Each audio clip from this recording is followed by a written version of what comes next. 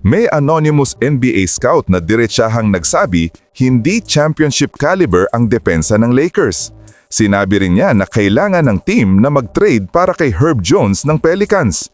Malaking usapan ito dahil target daw ni Rob Pelinka ang perimeter stopper na magpapalit ng ihip ng hangin sa LA.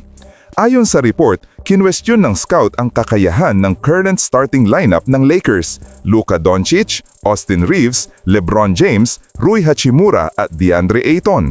Diretsahan niyang sinabi na hindi ito pang championship dahil kulang sa depensa ang limang ito. Ang mabigat pa, binanggit niya ang halos walang nakakalaro ng solid depensa sa kanila. Oo, kaya pa ni LeBron minsan, pero nasa 41 na siya at hindi pwedeng umasa ang Lakers sa full-time defensive workload niya. Tinutukoy ng scout na ang Lakers ay nasa 16th place lang sa defensive efficiency. Kumakain sila ng 114 points per 100 possessions, malayo sa elite defense ng OKC Thunder na halos 12 points ang lamang. Kahit ang Houston Rockets, mas mababa ang binibigay na puntos.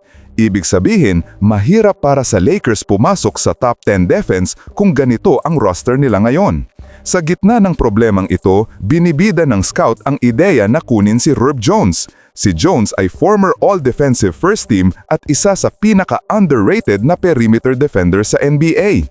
Kung makuha ng Lakers, siya agad ang magiging best defender nila, lalo na't kulang ang team sa athletic stoppers sa wing. Pinoint out ring ng scout na kahit magaling si Marcus Smart, hindi na siya starter at 31 years old na. Malaki ang defensive impact niya pero hirap siya offensively, only 25% from 3. Jared Vanderbilt naman ay elite defender pero hirap gamitin sa playoffs dahil halos zero spacing siya. Ibig sabihin, wala talagang two-way wing na maaasahan ang Lakers. Si Herb Jones sa kabilang banda nag-level up sa pagiging shooter. Career high na 1.6 threes per game at 36% mula sa labas. Kapag pinakain siya ng open looks nila LeBron, Luka at Reeves, aasahang tataas pa ang percentage niya. Ito ang exactly na kailangan ng Lakers, isang elite defender na may sapat na shooting para hindi maging liability. Dagdag pa ng scout, kung ganito ang Lakers, wawasakin sila ng Denver, OKC at Houston. Hindi raw nila kayang sabayan ang athletic wings at high-effort defenses ng mga top team sa West. Kaya dapat daw tumawag ng walang tigil si Pelinka sa New Orleans para subukang makuha si Herb Jones. Ang problema lang, hindi pa siya pwedeng i-trade hanggang January 14, 2026.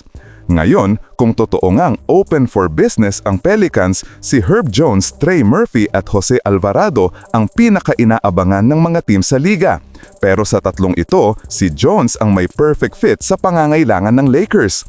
The question is, handa ba ang Lakers magbigay ng assets para sa isang top-tier defender?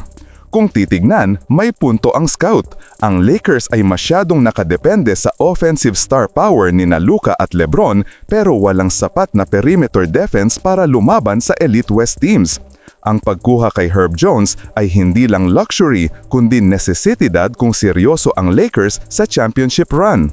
Two-way wings win in today's NBA at kung hindi kikilos ang front office, mauulit lang ang parehong problema season after season. I-comment nyo na lang po sa ibaba ang inyong opinyon at huwag kalimutang mag-subscribe sa aking channel. Maraming salamat po.